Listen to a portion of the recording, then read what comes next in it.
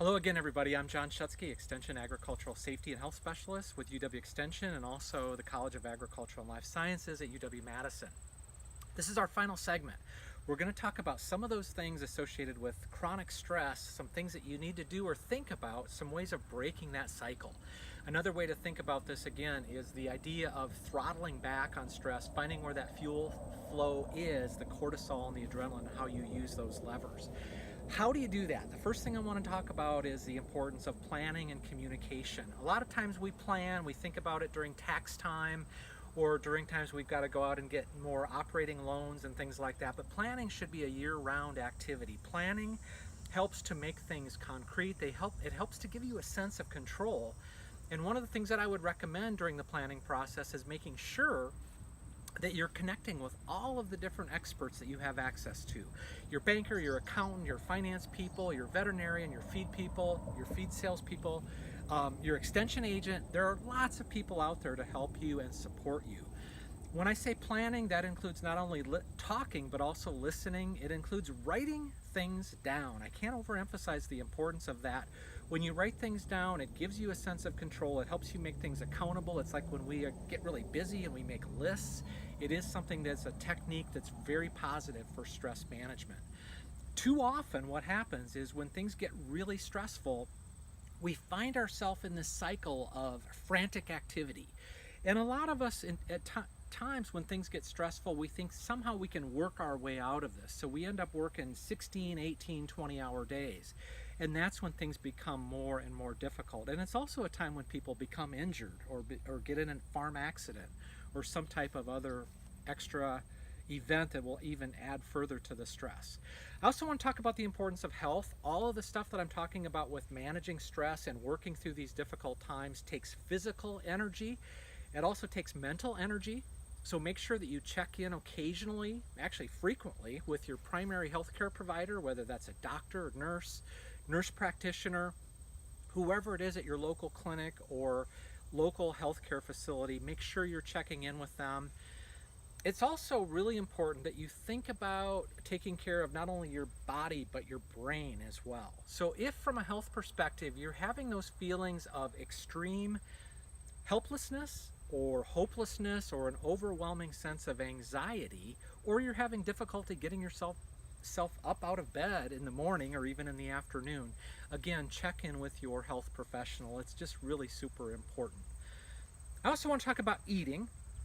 Remember, like I said, lots of energy is required to fight through the kinds of stressful situations we find ourselves in farming. Our brains are only 3 pounds. They only weigh 3 pounds. They're a relatively small organ, but our brains take up about 25% of the body's energy. So nobody would dream of going out into the field in a $350,000 combine or a chopper and putting low-grade, lousy quality fuel in it, and yet that's exactly what we sometimes do during these really hectic times. So make sure that you treat your body well. Make sure that you're putting in high-quality fuel. That's the food that you eat, eating small but well-balanced diet, and also making sure that you are fully hydrated during extreme working conditions. I also want to mention the importance of exercise. A lot of you probably have a very physical job. It's still very common in production agriculture, but what I'm really talking about is aerobic exercise. We know that aerobic exercise, even short bursts, releases chemicals in our bodies called endorphins. And these endorphins have a very strong positive counteractive effect against chronic stress. They actually provide you with a sense of well-being and fulfillment. You don't have to be an Olympic athlete. It's okay, as long as your health professional approves, to do 20 or 30 minutes of relatively intense activity, even a couple times a week. You'll see positive stress-reducing effects from that type of exercise. We also know that exercise changes the brain in positive ways. The brain actually gets somewhat rebuilt through exercise. Those parts of the brain where the thermostats break down, the little small pieces of Velcro, we know that there are physical changes to the brain where those regrow and replenish as a result of exercise. Deep relaxation and meditation. I often get a little bit of flack when I talk about this. Some of you might use like a smartphone app, or you might have a video that you watch on TV. Some of you might even go to a local gym or belong to a health club, and some of you might even do yoga. You don't have to take it that far. You don't have to go out and join a gym or buy a new outfit or do those kinds of things. What I am talking about is something like a quiet walk in the woods with a loved one. Going out and making sure that you're connecting with nature and thinking about those things that you're grateful for. And again, thinking about those things that you actually have control over.